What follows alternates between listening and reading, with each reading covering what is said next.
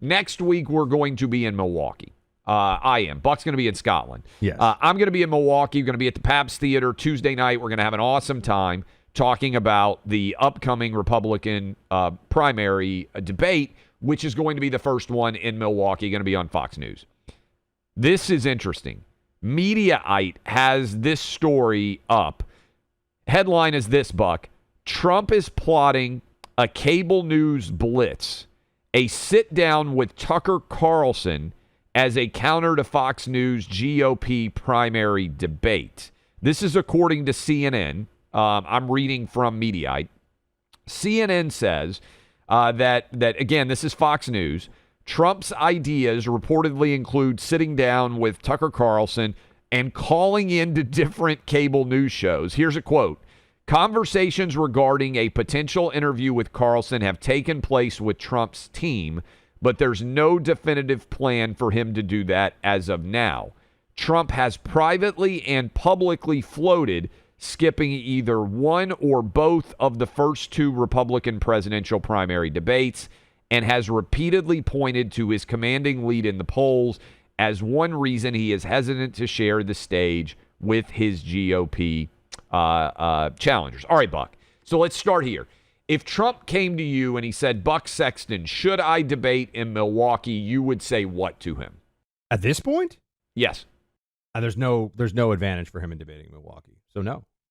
Yeah. I think I would say the same thing. There's no advantage at all to being there unless, here's the only argument I would make in favor of it.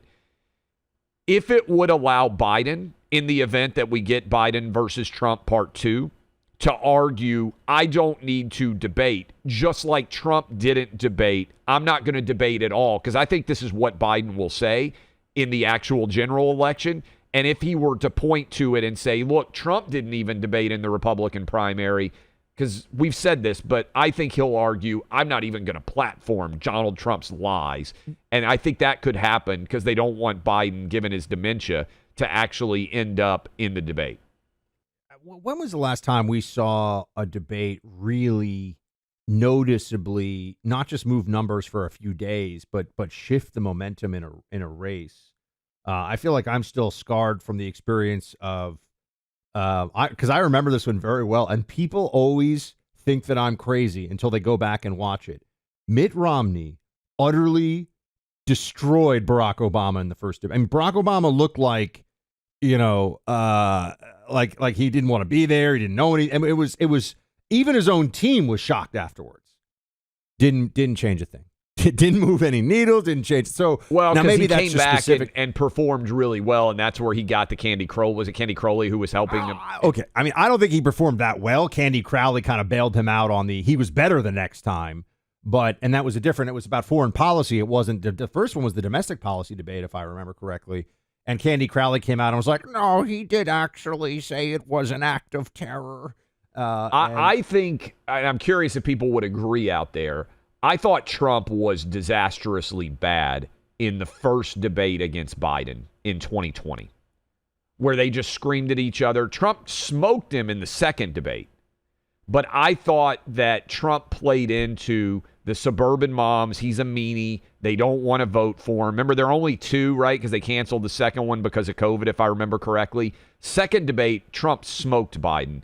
I think if he had performed the same way in that first debate and smoked Biden in the first one too, I think that could have been a difference maker. But to your point, people are the only way I think it would actually happen, and this is why I think they may not put Biden in there, a Buck, and why I think he's not debating RFK Jr. and everybody else is, I think Biden could have a Mitch McConnell-like moment where he just freezes in the lights, and clearly you can see with 100 million people watching, oh man, this guy is really physically and mentally not capable to do it because he has one of those frozen moments. I remember. So I would think so too, except I remember in 2020, that was the same. We were saying, oh, he could have some, he could start spouting gibberish on stage and everything else.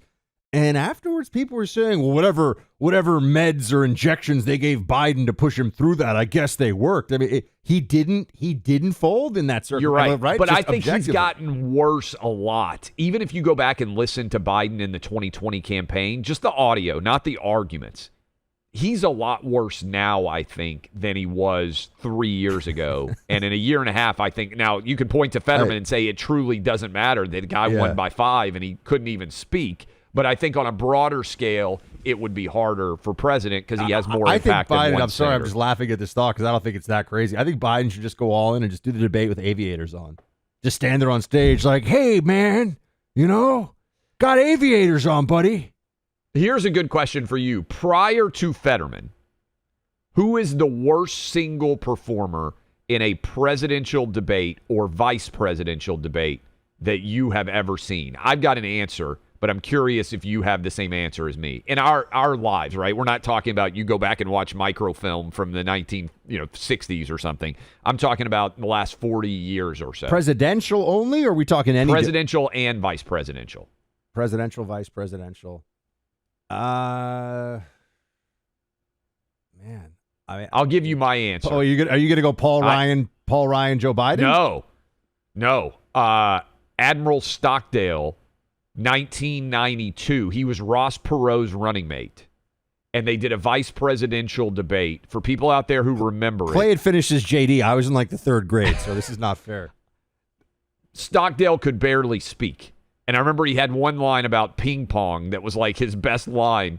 But that was, I think it was 92. He was Perot's running mate prior to Fetterman. And this is just talking about presidential and vice presidential. I think he has posted the worst single performance of any president or vice president in my life in a debate. And I don't think there's a close second to. You go back and watch that, and I bet some people listening right now who have a vague recollection of that. That gave Saturday Night Live one of the greatest. Back when Saturday Night Live was actually funny and they would make fun of everybody evenly. I don't remember who they had playing Stockdale, but it was he got absolutely obliterated in that skit. And they were really funny back in the day. I think that most people, when they think of Ross Perot at this point, I do believe, or I shouldn't say most, for a lot of people, they think Ross Perot and their mind goes to Dana Carvey playing Ross Perot. He was so good. Because he was so iconic in it. It was just, he just really nailed it. And, I'm sure for some Democrats, they might feel that way about Tina Fey with Sarah Palin. But that was a time when they would actually make fun of both sides. That doesn't happen really at all anymore. And the Biden, I'll say this, but to kind of get to the meat of it here, Clay, if I'm Biden, I don't know if I'm not sure Joe Biden should debate. Again, from his, if you're asking, if you're his advocate, yeah, right, you're paying me, $1 billion to sell out the country and help Joe Biden win. I'm just saying, if that was what was going on, I would tell Biden, don't do it, don't debate, because why? I think his argument, Buck, is going to be that will not platform Trump. Yeah, that's right. He'll say he's indicted. He's indicted 4 times. My record speaks for itself. I mean, I know what he's. So I'm not even sure that they'll be able to push him into it because, to your point, Clay, I don't care who you are. You're 80 years old. You're under pressure on a stage. Something could happen. I mean, something could get caught in the plumbing upstairs. It could be an issue. No doubt. And he could have a Mitch McConnell-like moment. And by the way, can you imagine if Tucker did a sit-down with Trump during the Republican debate that is airing on Fox News? That could open up a whole brand new can of worms because they haven't been that contentious of late, the Fox News relationship with Tucker. But that's still a mess, too. What about the Fox News relationship with Trump? Well, yeah.